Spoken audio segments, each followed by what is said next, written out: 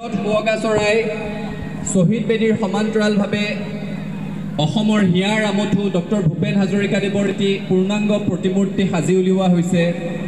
মই ডুমডুমা আঞ্চলিক ছাত্ৰ সন্থাৰ এই সৎ প্ৰয়াসৰ শলাগ লৈছোঁ আৰু এই শ্বহীদ বেদী ভাগৰ লগতে ডক্টৰ ভূপেন হাজৰিকাদেৱৰ প্ৰতিমূৰ্তিটি উন্মোচন কৰাৰ সুযোগ আমাক অৰ্পণ কৰাৰ কাৰণে তেখেতসকললৈ কৃতজ্ঞতা জ্ঞাপন কৰিছোঁ। জাতীয় শ্বহীদসকললৈ মোৰ বক্তব্যৰ পাতনিতে আন্তৰিক শ্ৰদ্ধাঞ্জলি জ্ঞাপন কৰিছোঁ, শ্ৰদ্ধা নিবেদিছোঁ। এই শ্বহীদসকলৰ ত্যাগে আমাক প্ৰতিদিনে প্ৰতি মুহূৰ্তত এই কথাৰ কাৰণে সচেতন কৰি ৰাখে যাতে নিজৰ লক্ষ্যৰ পৰা নিজৰ কক্ষৰ পৰা এচুলি মানুহ বিচলিত নোহোৱাকৈ আমি আগবাঢ়ি যাব পাৰোঁ। অসমীয়া জাতিটোৰ দুৰ্ভাগ্য বুলিয়ে ক'ম নে কি বুলি ক'ম নাজানো, আমি যেতিয়াই কিবা প্ৰাপ্যৰ দাবীত আন্দোলনত অংশগ্ৰহণ কৰিব লগা হৈছে আমাৰ মাজৰ এচামে প্ৰাণ দি জাতিটোৰ স্বাভিমান ৰক্ষা কৰিব লগা হৈছে। গতিকে জাতীয় শ্বহীদসকলক পাতনিতে শ্ৰদ্ধা নিবেদিছোঁ, তেওঁলোকৰ আশীৰ্বাদ কামনা কৰিছোঁ। মই ৰামধন আগৰৱালাদেৱৰ শলাগ লৈছোঁ, যিয়ে নিজৰ পিতৃ মাতৃৰ সোঁৱৰণত ডক্টৰ ভূপেন হাজৰিকাদেৱৰ এই পূৰ্ণাবয়ব প্ৰতিমূৰ্তিটি নিৰ্মাণত ডুমডুমা আঞ্চলিক ছাত্ৰ সন্থাক সহযোগিতা আগবঢ়ালে, এই মূৰ্তিটি দান কৰিছে, তেখেতলৈও ধন্যবাদ জ্ঞাপন কৰিছোঁ। আমি জাতিটো এটা জাতীয় শোকৰ মাজেৰে পাৰ হৈ আছোঁ। ডক্টৰ ভূপেন হাজৰিকাদেৱৰ প্ৰতিমূৰ্তি উন্মোচন কৰিছোঁ। তেখেতে লিখিছিল, গাইছিল, সন্মুখৰে সেনাপতি থমকি জিৰালে, কিনো হ'ব সেনানীয়ে ভাবিলে গুণিলে। জাতিটো এতিয়া এনেকুৱা এটা সংকটৰ মুহূৰ্তত আছোঁ যেতিয়া আমাৰ সন্মুখৰ সেনাপতিজনে হেৰাই গ'ল। জাতিটোৰ যিকোনো সংকট কালত সন্মুখৰ পৰা নেতৃত্ব দিয়া, যিকোনো অন্যায়ৰ বিৰুদ্ধে যিমান শক্তিশালী প্ৰতিপক্ষ নহওক কিয় ফেপেৰি পাতি থিয় হোৱা প্ৰাণৰ শিল্পী জুবিন গাৰ্গ আমাৰ মাজৰ পৰা হেৰাই গৈছে। তেনে প্ৰেক্ষাপটত সকলোৰে দৈনন্দিন জীৱন যাত্ৰা ব্যাহত হৈছে, কিন্তু তাৰ মাজতে এই ধৰণৰ পবিত্ৰ আধ্যাত্মিক কাম কাজবোৰ আমি আগবঢ়াই লৈ গৈ থাকিব লাগিব। ডক্টৰ ভূপেন হাজৰিকাদেৱ যেতিয়া ঢুকাইছিল 2011 চনত, সেইখিনি সময়লৈকে জাতিটোৱে জুবিন গাৰ্গক জুবিন গাৰ্গ হিচাপে পাইছিল। ডক্টৰ ভূপেন হাজৰিকা ঢুকাওঁতে যেতিয়া চৰ্চা চলিছিল অসমৰ সাংস্কৃতিক ধাৰাটোৰ উত্তৰসূৰী কোন হ'ব, কোনে আমাৰ সাংস্কৃতিক এনাজৰীডালক আগবঢ়াই লৈ যাব, সেইখিনি সময়ত জুবিন গাৰ্গৰ নামটো বিনা দ্বিধাই মানুহে মুখত উচ্চাৰণ কৰিব পৰা হৈছিল। কিন্তু জুবিন গাৰ্গে আমাক যিখিনি সময়ত এৰি থৈ গ'ল, সেইখিনি সময়ত আমাৰ সাংস্কৃতিক ধাৰাটোৰ উত্তৰাধিকাৰী কোন হ'ব, কোনে সন্মুখৰ পৰা নেতৃত্ব লৈ আগবঢ়াই লৈ যাব, সেই প্ৰেক্ষাপটত এক বিৰাট শূন্যতা। আৰু এজন জুবিন গাৰ্গ কিমান দশকলৈকে অসমত আমি নাপাম, সেই কথাৰ চিন্তাই আমাৰ বুকুত আঁচোৰ পেলাই থৈ যায়। তাৰ মাজতো আমি আশাবাদী হৈ আগবাঢ়িব লাগিব। ডক্টৰ ভূপেন হাজৰিকাদেৱৰ বিষয়ে আপোনালোকৰ সন্মুখত কিবা কোৱাৰ মোৰ ধৃষ্টতা নাই। জাতীয় শ্বহীদসকলৰ কথা ক'বৰ কাৰণেও মই ইয়াত যোগ্য নহয়, কাৰণ অসমৰ যিকোনো জাতীয় সংগ্ৰামতে তিনিচুকীয়াবাসী ৰাইজে, ডুমডুমাবাসী ৰাইজে সন্মুখৰ পৰা নেতৃত্ব দিছে। আপোনালোকৰ অভিভাৱকত্ব সদায়েই আছে।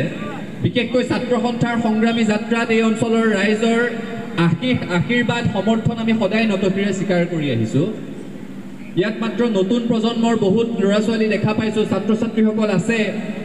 তেখেতসকলক দেখি এটা কথাৰ সাহ জন্মিছে, প্ৰত্যয় জন্মিছে যে ভূপেন হাজৰিকাৰ প্ৰতি শ্ৰদ্ধা জনাবলৈ, জাতীয় শ্বহীদসকলৰ প্ৰতি শ্ৰদ্ধা জনাবলৈ যিসকল স্বতঃস্ফূৰ্তভাৱে ওলাই আহিছে, তেওঁলোকৰ হাতত অন্ততঃ অসমীয়া ভাষা সংস্কৃতিৰ পৰৱৰ্তী দিনসমূহত সুৰক্ষিত হৈ থাকিব।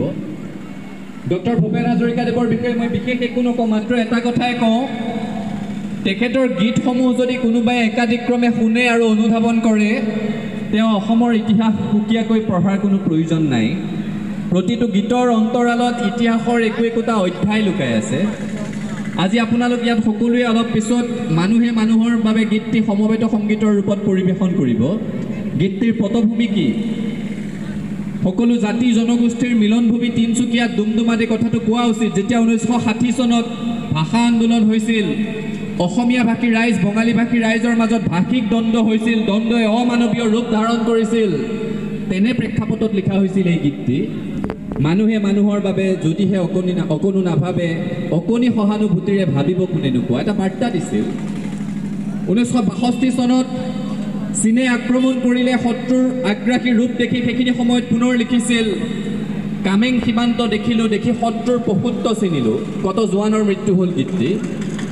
তাৰ পাছত ক্ৰমশঃ যদি আগবাঢ়ি আহোঁ, 1972 চনত মাধ্যম আন্দোলন হ'ল, মুজাম্মিল হক শ্বহীদ হ'ল, তেওঁৰ কলমে পুনৰ গৰজি উঠিল, মঙলদৈৰ কিশোৰ বাচা ধন্তি মুজাম্মিলৰ ৰক্ত পাই ভাষা জিলমিল।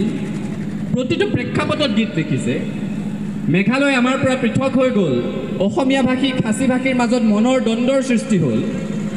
সেইখিনি সময়ত তেওঁ এটা পটভূমিৰ সৃষ্টি কৰিলে। খাচী সম্প্ৰদায়ৰ খ্ৰীষ্টান ধৰ্মী এগৰাকী যুৱতীৰ লগত অসমীয়া এজন যুৱকৰ প্ৰেমৰ সম্পৰ্ক কল্পনা কৰিলে আৰু লিখি উলিয়ালে শ্বিলঙৰে মনালিছা লিংডো।